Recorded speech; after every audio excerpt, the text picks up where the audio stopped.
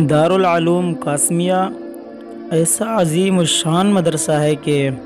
جس کا مقصد دین کی اشاعت اور مسلمانوں کو دینی تہذیب کی تعلیم دینا ہے، تاکہ وہ اپنے ماضی کی شان و شوکت کی طرف لوٹ آئیں اور وہ اپنے دین کی سابقہ شان و شوکت کی بلندی کو لوٹائیں۔ اور ہر ہندوستانی مسلمان کے لیے ضروری ہے کہ اس مدرسے کی تاریخ سے واقف ہو کہ ہندوستان کے حالات انگریز کی حکومت کے دوران بہت خراب تھے اور انگریزی تعلیم مسلمانوں میں مکمل طور پر اثر انداز ہو گئی، تو انہوں نے اپنے آپ کو اس کے رنگ میں ڈھال لیا۔ ان کے لیے اس کا برا اثر ہر چیز میں ظاہر ہو گیا،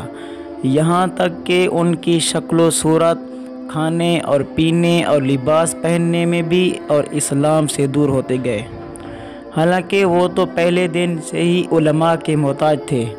لیکن اس وقت ان کی یہ ضرورت اور زیادہ بڑھ گئی،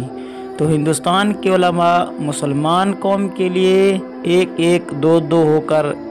کھڑے ہوئے۔ پھر انہوں نے ان کے معاملے میں غور و فکر کیا اور ہمیشہ اس فکر میں ڈوبے رہے، یہاں تک کہ انہوں نے مسلمانوں کی تعلیم اور ان کی دینی تربیت کے لیے ایک اسلامی مدرسہ بنانے کی طرف راہ پائی، اور ان کی رہنمائی عالم ربانی محمد قاسم نانوتوی نے کی۔ بس اپنی زیر نگرانی انہوں نے دیوبند میں ایک دارالعلوم قائم کیا، اور یہ مدرسہ ایک استاد اور ایک شاگرد سے شروع ہوا۔ دونوں کا نام محمود الحسن تھا، استاد کا بھی اور شاگرد کا بھی، اور مدرسہ کی کوئی بنیاد اور نہ کوئی عمارت تھی، بس وہ دونوں ایک انار کے درخت کے نیچے بیٹھے اور سبق میں مشغول ہو گئے۔ بس اللہ نے اس پودے کو بہت خوبصورت اچھے انداز میں اگایا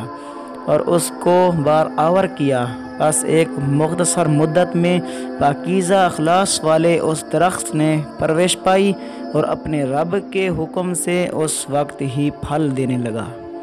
اور اس کے پہلے محتمم الحاج عابد حسین دیوبندی اور پہلے شیخ الحدیث مولانا محمد قاسم نانوتوی تھے۔ یہ دونوں سید الطائف الحاج امداد اللہ مہاجر مکی کے مریدین میں سے تھے، اور لوگوں نے مدرسے کی ترقی میں توجہ کی اور علوم کے پیاسے اس کی طرف رخ کرنے لگے، اور گروہوں کے گروہ اس کے ساتھ وابستہ ہونے لگے، اور اللہ نے دین اور علم سے محبت کرنے والے مالداروں کو توفیق دی، تو انہوں نے مدرسے کی معاونت کی طرف بڑھ چڑھ کا حصہ لیا اور اس کے اور مدرسے والوں پر اعتماد کرتے ہوئے مدد کی، یہاں تک کہ مدرسے نے درجہ کمال تک ترقی کی۔ بس وہ آج دنیا کی عظیم جامعات میں شمار ہوتا ہے۔ مدرسے کی کارکردگی اور اس کے نتائج کوئی چھپے ہوئے نہیں ہیں۔ مختلف ممالک اور وطنوں سے بہت طاقتور جماعتیں یہاں سے مہذب ہو کر نکلیں اور اطراف عالم میں پھیل گئیں، اور انہوں نے امت کی وہ خدمت کی، یہ اس کی مثال برصغیر ہندوستان میں اس کی مثال نہیں ملتی، اور ہمیشہ اس کا چرچا رہا ہے۔ اس کی برکات کا کوئی منکر نہیں ہے، اور اس کے فوائد بالکل واضح اور دائرہ بیان سے باہر نکلے، اور اس میں کوئی شک نہیں کہ اس کا وجود اللہ کی عظیم الشان نعمتوں میں سے ایک نعمت ہے۔ اللہ اس کو قیامت تک باقی رکھے، آمین۔